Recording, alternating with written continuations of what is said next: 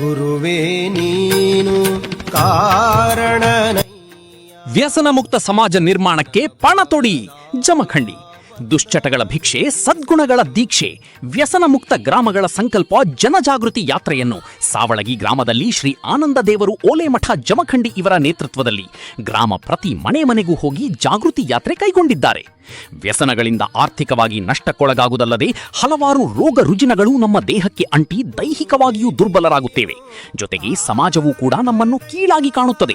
ಆ ಕಾರಣಕ್ಕಾಗಿ ವ್ಯಸನಗಳ ದಾಸರಾಗದೆ ವ್ಯಸನ ಮುಕ್ತ ಸಮಾಜ ಕಟ್ಟಲು ಮುಂದಾಗೋಣ ಎಂದು ಸಲಹೆ ಮಾಡಿದರು. ತಮ್ಮ ಕೈಯಲ್ಲಿರುವ ಜೋಳಿಗೆಗೆ ಭಕ್ತರಿಂದ ಧನಕನಕಗಳನ್ನು ಅಪೇಕ್ಷಿಸದೆ ದುಶ್ಚಟ ಬಿಟ್ಟಿದ್ದೇವೆಂದು ಶಪಥ ಮಾಡುವ ಭಿಕ್ಷೆ ಕೇಳುತ್ತಾ ವ್ಯಸನ ಮುಕ್ತ ಸಮಾಜ ನಿರ್ಮಿಸಲು ನಿತ್ಯವೂ ಸಂಚರಿಸುತ್ತಿರುವ ಶ್ರೀ ಆನಂದ ದೇವರು ನಿಜಕ್ಕೂ ದೇವರು ಎಂದು ಬಣ್ಣಿಸಿದರು. ಸ್ವಾಮೀಜಿಯವರ ವ್ಯಸನ ಮುಕ್ತ ಗ್ರಾಮವನ್ನು ಮಾಡಲು ತೆಗೆದುಕೊಂಡ ನಿರ್ಧಾರ ಜನತೆ ಮೆಚ್ಚುವ ನಿರ್ಧಾರವಾಗಿದೆ.